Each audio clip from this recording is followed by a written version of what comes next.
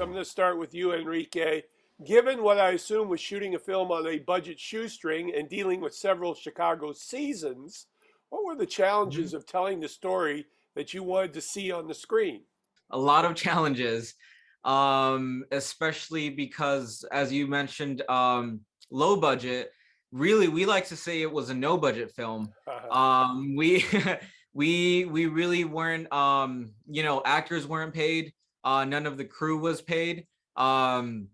We were all really in it just for the passion, that for the art of cinema. So it was difficult at some points, getting even the something as simple as just like the equipment that we needed for camera, audio, locations. So we obviously had to rely on family, friends. I go to DePaul University, so some of the audio equipment was I had to like rent it out from the school. So yeah, those were some of the challenges that we faced, and but we learned from all of them. So this is a question to Roma. The theme of no matter where you're born, you do not know where you'll die is nicely played out in the film. Within the immigrant experience, when did that thought occur to you, and how did that inspire the story? As an immigrant, the first thing that most of them when they arrive to a country, that's a foreign country, you never really want to leave your hometown. So you always come here with the intention of, I'm just going to be here for a while, then I'm gonna go back. That when I invited him for for this project and he started writing the script, he immediately saw himself as the as that immigrant, and that in that position of always having that in the back of your head, like, I'm here, but I don't belong here, and I want to return back to my homeland. What note or notes did you give to your lead actors, Roberto and Luisa, that allowed them to understand their characters from your point of view as a director?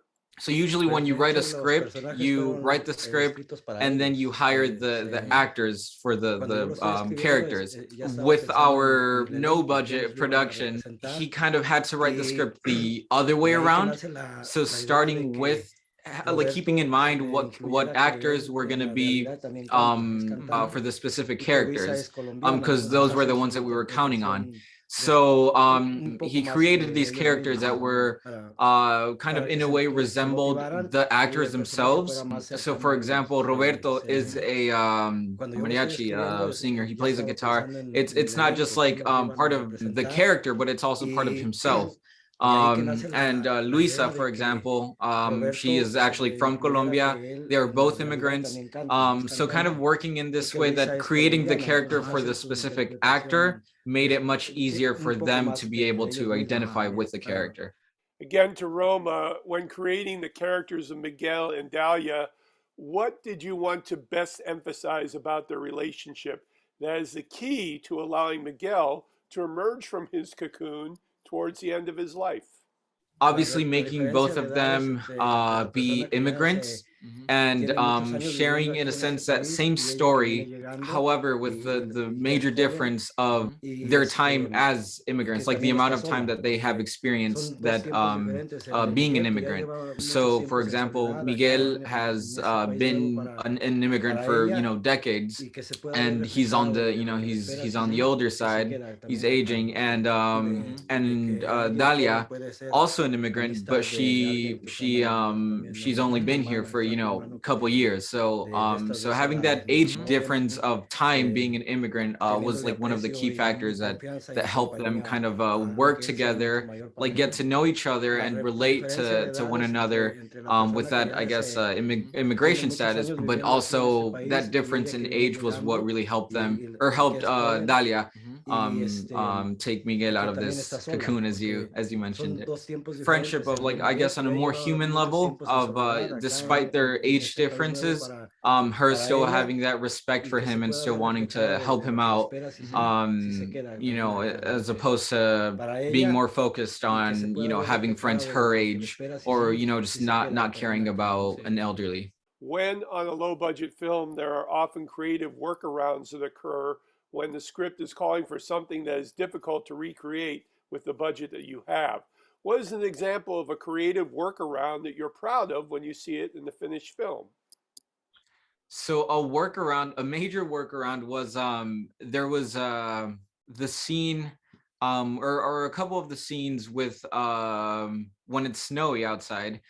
Obviously we were not gonna, have fake like a Hollywood budget for fake snow. So we had to wait, we had to wait and see, and it was difficult at times because we had the entire crew.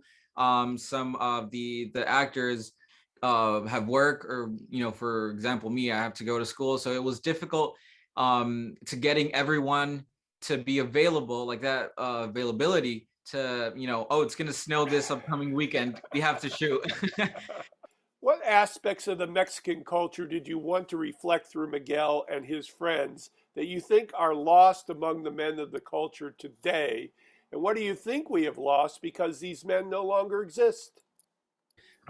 Yeah, so going back to the same idea of working backwards of when creating a character, so he decided to cast Roberto, since he is like I said, or he was a mariachi musician, and so it was easier for him to also, since it is his first role as a protagonist in a film, made it much easier for him to convey this sense of this Mexican culture within him.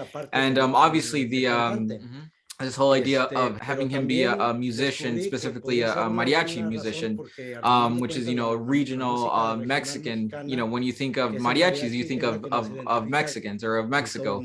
So that was one of the main ways in which he tried to portray this sense of this Mexican culture. This is a final question. With every film, the creators, it is said, learn something that has changed in their own lives. What did you both think is different about you after working on the story of Bye Bye Chicago?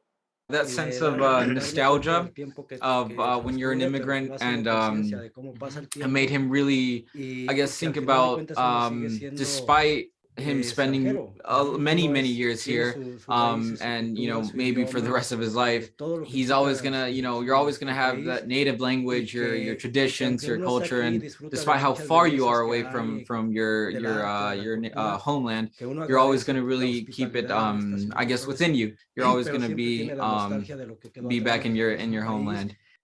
For me, a big thing that I kind of thought of was the idea of, I guess, like the elderly feeling that sense of like abandonment or loneliness, being kind of like pushed away when at their prime they did everything for their children, they did everything for for their family, and when they're of no good use, I guess you can say, that family may start to kind of push them away, alienate them, and it's one of the things that I reflected upon was that the importance of that connection that you should have with your family, or the elderly in your family. So that support in the family, that's what me personally, what attracted me to the story. This is Patrick McDonald for HollywoodChicago.com. Copyright 2022.